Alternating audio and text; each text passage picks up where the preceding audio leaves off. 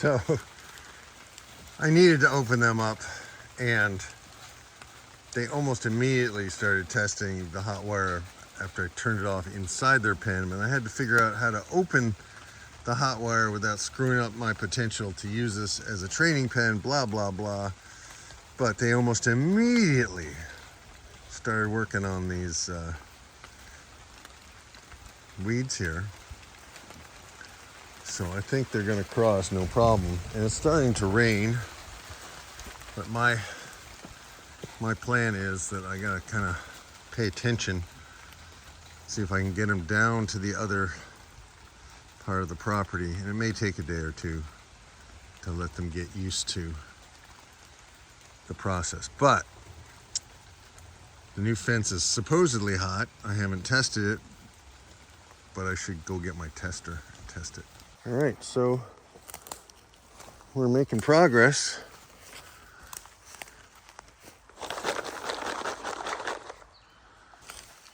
He's gonna touch it. Yep, okay, good. Now they know, okay, that is not to be touched, not to be messed with. That's what I wanted to see.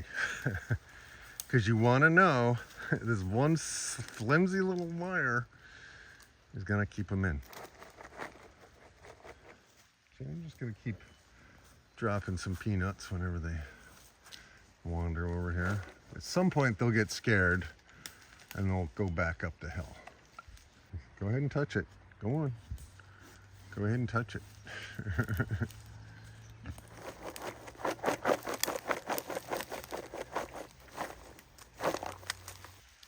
There's a lot of stuff they love in here, like maple saplings, and hopefully the right side of the fence is charging too, because I don't remember how I hooked that up. The pig in its natural environment basically eats everything that is not poisonous. And they're quite particular in what they will eat and what they won't eat, which includes almost everything except perhaps onions. Hopefully they're smart enough to not eat deadly nightshade. Oh, I remember the first time I did this, I was so stressed out. I was so anxious.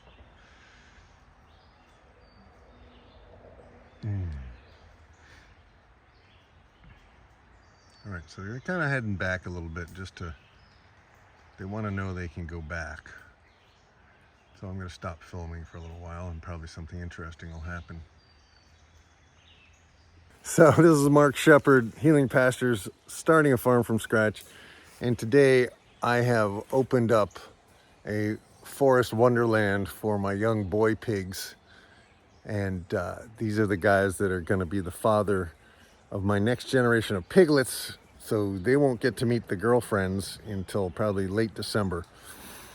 So we want to have piglets when it's warm, because I don't have a barn. Because one of the essences of starting a farm from scratch, if you have no money and no land, is you have to choose animals that are okay wintering in your location, and B, you have to time your new generations so that they don't freeze to death, right? And we live in the far, far north of New York State, and that matters. So that's what I'm working on today. Boom. So they just got spooked by something and they ran towards the wire, and the wire stopped them. But if you really spook them, they'll go right through it. So that's why I kind of want to be here. And what they're doing now is they're going back to where they were to make sure that they can, and hopefully I didn't leave too much of a gap there. They really like that wood nettle that they were eating. It's not stinging nettle, it's wood nettle. Here, piggies. Come on. And this could take all day. Their curiosity will win eventually, and hopefully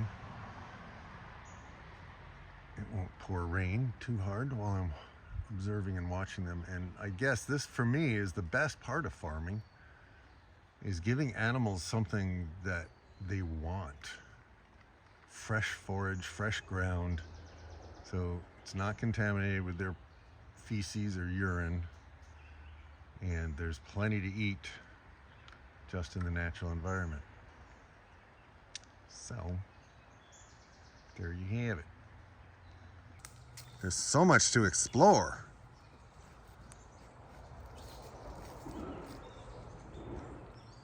And they have very bad eyesight, so any movement or sound can startle them, and they will go right through a single wire. Hey bud, how you doing? There you go. Oh, he knows he's in new territory. Yeah, where are you gonna go? Isn't it fun exploring? Yeah. And I did check this wire on the right. It's running 7,000 volts as well. You want it really hot with pigs. So what I had to do is I had to unhook the duck fencing because that was sucking a lot of voltage. And he's just going down the hill with me. And I gotta make sure I don't fall over backwards. He's just following me. And it's steep here, and it's wet, and it's slippery. So I gotta maybe have bad camera work. By the way, I have hemlock reishi that grow on this stump, but this is last year's batch. It'll probably fruit in the fall. Yeah, isn't that exciting? Yeah.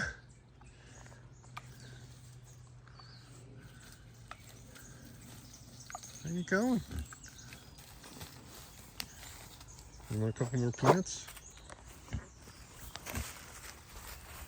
He's like, yeah, I don't really care about the peanuts. There's a lot of other stuff I would much prefer to check out.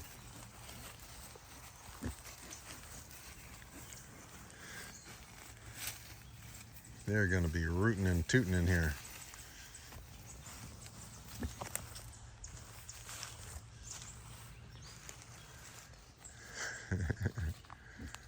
So he's gone quite a ways from his buddies, and now he wants to go check that they're okay and that he's not too alone.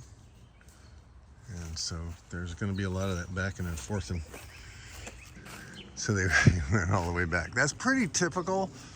Like they'll explore a new place, but then they'll go back to where they were. So he went all the way back. So that's fine. I know the wire's hot. They're pretty respectful of it at this point. So it's just a matter of time. And once they're all three out here, a good distance from their training pen, I will close the fence so they can't get back in there. Then I'll seed that. And what I also want to do, I keep saying I'm going to do it, is to clear out some of these saplings in here so there's more light, but that there's still plenty of shade, so we can definitely demonstrate the idea of silvopasture and how pigs are among the best tools for basically expanding your pasture or keeping the forest back, or kind of giving your land a shot of nutrients by way of pig poop. And they turn the soil, so whatever you have on the top, they're gonna turn it. So that's a lot of talking. Bye. All right, so a couple of things about moving pigs that I've learned the hard way. If you're moving them in a lane, you want it to be wide enough, particularly as they get big, that they don't end up shocking themselves when they turn around. 2, you want to be patient. You do not want to do this on a schedule. The pigs will do it at their schedule. 3, I thought that was rope, but it's a vine. Pigs love vines, by the way. So 1, if you're using a lane, you got to make it hot, but you also have to make it wide. Because if it's not hot and they go over to investigate it and they realize it's not hot, then what's the point of stringing wire? If If they've been trained for years, yeah, you can use a fake wire, like one that isn't plugged in, and they'll respect it. But when they're young, they need to be shocked anytime they touch that thing. And the more voltage, the better. At least 7,000, which is what I have running today. So 1, big lane. 2, make it hot. Don't move them till it's hot. 3, you have to have them in a training pen with a hard backup as you're training them to the hot wire, because their first instinct is to run forward. So they've been now, I think, in the training pen for 2 months. They should have been there for 2 weeks. But hey, 3 or 4 or whatever number I'm on, the beauty of this method is it is pretty forgiving, and pigs are pretty tough, and they can handle a bit of a sloppy area for a while. But everything we're all about is about moving the pigs, moving the sheep, moving the cows, so they're not stuck in one spot. However, life is life, and sometimes it takes longer than you want, but there's a lot of flexibility and forgiveness in the system. So anyway, I don't know what number I'm up to. I should never start numbered things, because it just never works for me. I have trouble holding numbers in my head, which is why farming is a good choice for me. So the 3rd thing, or the 4th thing, or whatever thing it was, 3 tips to move pigs, is you want to be patient, and they're going to want to go back to where they were. So don't be in a hurry to close them out of that area. Let them explore, but keep an eye on them as they're exploring, because like I just heard one of the pigs reinforcing the wire. I mean, learning about the wire. I heard a pretty good squeal, so he got a good shock. And the conditions are pretty moist today. We just had a little rain, and we're expecting more. So a wet pig will get a shock on its butt, whereas a dry pig might not. So you want them to really learn about this fence. So let's see if they all ran back. Yeah, they all ran back when they got shocked. But when I first put them in here, I hadn't tested the fence. Big mistake.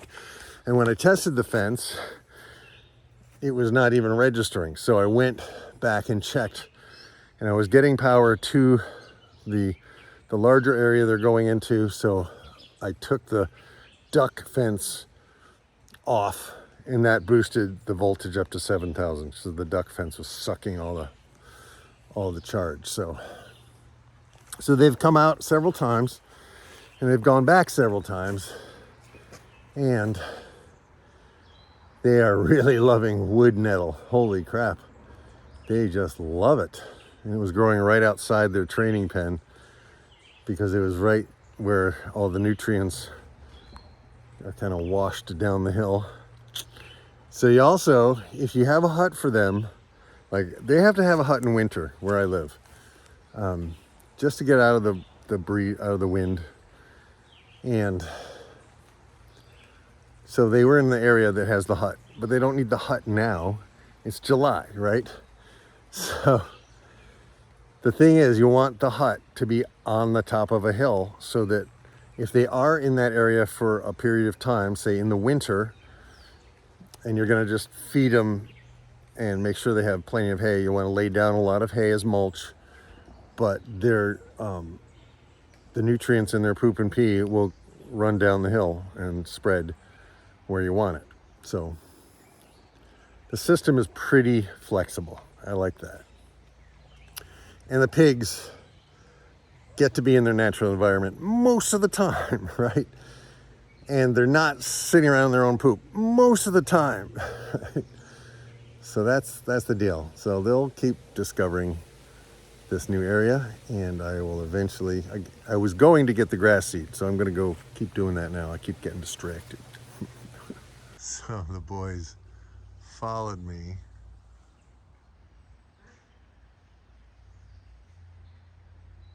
A lot of the way down the hill, but they haven't fully stepped into their ownership of their new domain.